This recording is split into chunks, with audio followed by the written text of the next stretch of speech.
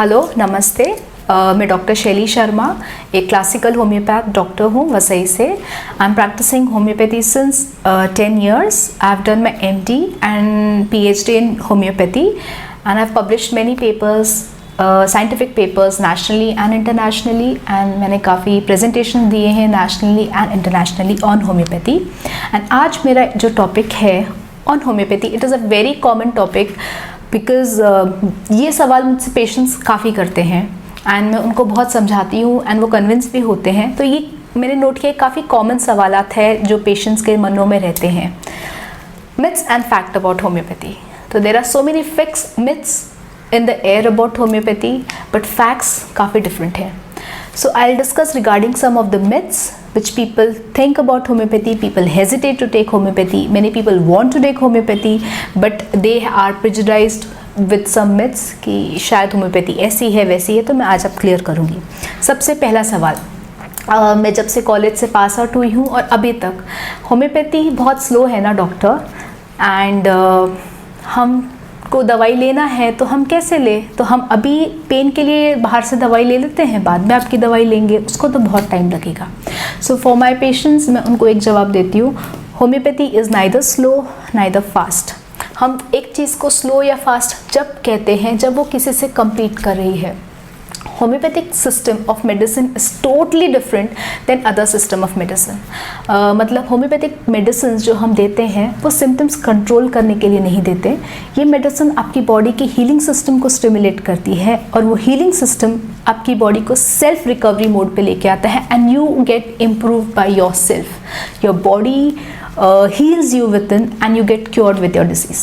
So I cannot say it is slow or fast. It all depends आपकी body की speed कितनी है, आपकी बॉडी की जेनेटिक हिस्ट्री कैसी है, आपका लेवल ऑफ हेल्थ कैसा है, उसके ऊपर डिपेंड करेगा आपकी रिकवरी कैसी रहेगी। लाइक फॉर एग्जाम्पल किसी को अस्थमा है तो मोस्टली वो पेशेंट्स को लाइफ लॉन्ग अस्थमेटिक पम्प्स लेने पड़ते हैं या एंटी एलर्जिक्स लेनी पड़ती है। पर एक होम्योपैथी कोर्स कीजिए 1-2 साल का, मैक्सिमम 3 साल का, आप लाइफ लॉन्ग उस अस्थमा से फ्री हो जाओगे। सो यू कैन नॉट से इट इज़ स्लो और फास्ट। सेकेंड सबसे बड़ा मिथ होता है कि मुझे बहुत डर लगता है डॉक्टर मेरे बच्चों को होम्योपैथी देने में। I don't know whether it is useful for children or not. I can tell you I have children जो 1 महीने से लेके 14-15 साल तक के बच्चे सबको मैं होम्योपैथिक ट्रीटमेंट देती हूँ and to my surprise I can tell you that जो बच्चे मेरे पास होम्योपैथी ट्रीटमेंट स्टार्टिंग से ले रहे हैं till they have grown up, they didn't need antibiotics a single time. In fact बाकी के बच्चों से जब कंपेयर किया गया तो हमने ये देखा कि होम्योपैथिक मेडिसिन जो बच्चा ले रहा है क्लासिकल होम्योपैथिक, उसको रेट ऑफ इन्फेक्शन काफ़ी कम होते हैं।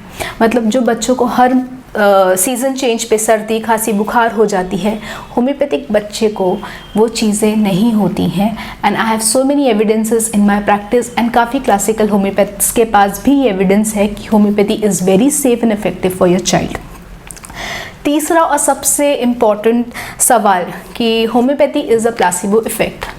मतलब पेशेंट अपने इमोशंस बताता है, उसको बेटर लगता है, सो ही फील्स बेटर। सो आई से my patients okay, placebo effect से पेशेंट का साइकोलॉजी बेटर हो सकता है पर उसका पैथोलॉजी रिवर्स नहीं हो सकता। और हमारे पास ऐसे ऐसे केसेस हैं जिसमें लिवर पैथोलॉजी है, किडनी पैथोलॉजी है, रूमेटॉइड आर्थराइटिस है। क्लिनिकली वो सब पेशेंट्स बेटर है, इन्वेस्टिगेशन वाइज भी वो पेशेंट्स की बीमारियां रिवर्स हुई हैं। फॉर एग्जांपल पेशेंट को रूमेटॉइड आर्थराइटिस लेके आता है, no doubt he is better when he talks to the doctor, but we see to it with repeated investigation हर 3-4 महीने में कि उसके blood reports कितने better आ रहे हैं after the medicine, and we have cases where the blood reports have reversed, the pathology has reversed, the tumors have reversed. So we cannot say homeopathy is a placebo effect. And आप internet पे जाओगे तो आप देखोगे बहुत सारे scientific papers publish किए गए हैं होम्योपैथी पे जो ये स्ट्रांगली बोलता है कि homeopathy is more than a placebo.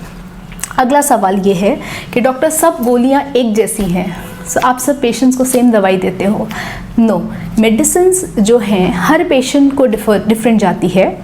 Globules जो सफ़ेद रंग की होती है वो एक वहीकल होता है, मतलब उसमें हम लिक्विड डालते हैं, तो वहीकल वाइट वाला सबका सेम होता है पर हर पेशेंट के अंदर डाइल्यूशन अलग अलग जाते हैं एंड वो डिपेंड करता है पेशेंट के नेचर के ऊपर, पेशेंट की केस टेकिंग के ऊपर, पेशेंट की बीमारी के ऊपर। So not all medicines are same. अगला सवाल जो मैक्सिमम पीडियाट्रिक केसेस के पेरेंट्स आके पूछते हैं कि डॉक्टर, हमने सुना है होम्योपैथिक मेडिसिन में स्टेरॉइड्स होते हैं, इज़ इट ट्रू? सो मैं पेशेंट्स को एक सवाल करती हूँ, मैं जवाब नहीं देती। I ask them, when you take steroid, अगले दिन आपके पेन्स कम होते हैं, बट क्या आपने नोट किया है होम्योपैथिक दवाई देने के बाद अगले दिन पेन्स कम होते हैं? इनफैक्ट कुछ पेशेंट्स में तो तकलीफ बढ़ जाती है। तो वी कैन नॉट से it has steroid. Homeopathic medicine does not contain steroid. Yes, individually some doctor may be using, that is individual case, but no homeopathic medicine contains steroid. Is homeopathy safe for pregnant women? Yes, it is very safe for pregnant women. A lot of pregnant women are being benefited by my medicines. It works drastically for pregnant women. And एक और सवाल है कि क्या homeopathic doctor के पास proper degree होती है? आधे क्वैक्स। होम्योपैथी का जो डॉक्टर होता है वो 5.5 साल की पढ़ाई करता है, उसका जो पोर्शन होता है पढ़ाई का सेम MBBS डॉक्टर्स के जैसा होता है। Anatomy, physiology, surgery, gynaecology, medicine, PSM, everything is same, except हम हमारी मेडिसिन पढ़ते हैं, वो उनकी मेडिसिन पढ़ते हैं। So we have a very scientific and strong base when we see our patients. Can homeopathy cure fever? And fever में antibiotics देना ज़रूरी है। Homeopathy is very fast in treating fevers. In my clinical practice I have seen not a single patient needed antibiotics when they take homeopathic medicine. In fact उनका infection काफ़ी faster rate में कम आया है एक बार वो होम्योपैथिक मेडिसिन शुरू करते हैं. So these are some of the very common myths and facts about homeopathy. I hope मैंने काफ़ी क्लियर करने में ट्राई किया है. So this was all for today. Thank you very much. अगर आपको ये वीडियोज़ इन्फॉर्मेटिव लगे सो प्लीज़ इसको अपने फ्रेंड्स के साथ आप शेयर कर सकते हैं या आप इस चैनल को सब्सक्राइब कर सकते हैं. और अगर आपको कुछ भी सवालात हो आप कमेंट बॉक्स में जाके आप सवाल पूछ सकते हो और जैसे ही मुझे टाइम मिलेगा मैं आपको कनेक्ट करूँगी और आपके सवालों का जवाब देने को ट्राई करूँगी. Thank you.